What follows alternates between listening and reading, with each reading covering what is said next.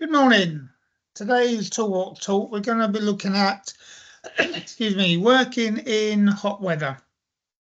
So, although the UK is known for extreme heat, summer temperatures can rise quickly, and especially on open construction sites.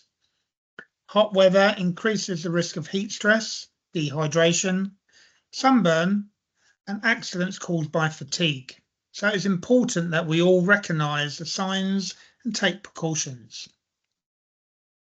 So the key hazards: dehydration, heat exhaustion and heat stroke, sunburn and long-term skin damage, reduced concentration and fatigue, and slips from sweaty palms or fogged up safety glasses. So what are the warning signs of heat-related illnesses, or what we should be looking for? So headaches, dizziness or confusion, muscle cramps, nausea or vomiting, heavy sweating or in later stages lack of sweating, pale or clammy skin, and a rapid pulse. So if any of these signs or symptoms are seen, it should be reported immediately. Seek shade and first aid. So recognising the symptoms. So if we cover heat exhaustion first, symptoms would include headaches, dizziness and nausea, clammy skin, excessive sweating and a rapid pulse.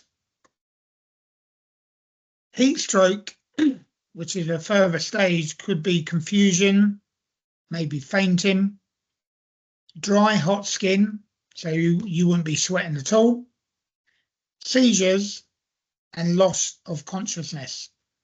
And heat stroke would be deemed as a medical emergency. Control measures then. Hydration. So we should be drinking water regularly and don't wait until you're thirsty. You should avoid energy drinks, fizzy pop or excessive caffeine. And there should be plenty of water stations, which must be clearly available and labelled. So taking breaks and using the shade. To take regular breaks in the shade or in cool areas. Schedule heavy work if possible for cooler parts of the day, so maybe early morning if possible. The clothing and PPE which we wear. So wear lightweight, breathable clothing and UV protective PPE. Use a hard hat, maybe with a sun brim or a neck shade where needed. And apply high factor sun cream, especially on exposed skins, which should be readily available on construction sites. You can carry out monitoring in a buddy-buddy system. Supervisors should check on workers regularly and use a buddy system to spot signs of heat illness early. Tool and equipment safety. So metal tools left in the sun can cause burns, so check before handling.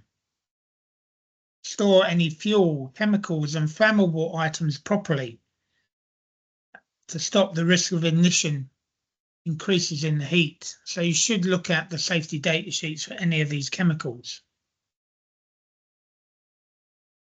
You have a legal responsibility, and HSE has also put out guidance. So questions we often get raised, and it's been in the news lately, that is there a maximum legal working temperature? Well, under UK law, it doesn't specify any upper temperature limit. However, under the Health and Safety at Work Act, employers must provide a working environment that is safe and without risk to health. In the Management of Health and Safety at Work regulations, employers are required to carry out risk assessments. And as part of that risk assessment process, you should be including extreme temperatures. The HSE also recommends that employers take action when workplace temperatures become uncomfortable. especially if they pose a risk to your health. So what can you do? Stay hydrated. Maybe always carry a water bottle with you. Don't ignore early signs of heat stress. Report concerns or unsafe conditions to your supervisor immediately. And if someone shows signs of heat stroke, you should take appropriate action. Call the emergency services and cool them down immediately. So key reminders. Start the day hydrated. Use sunscreen and wear sun protection. Take breaks in the shade where possible.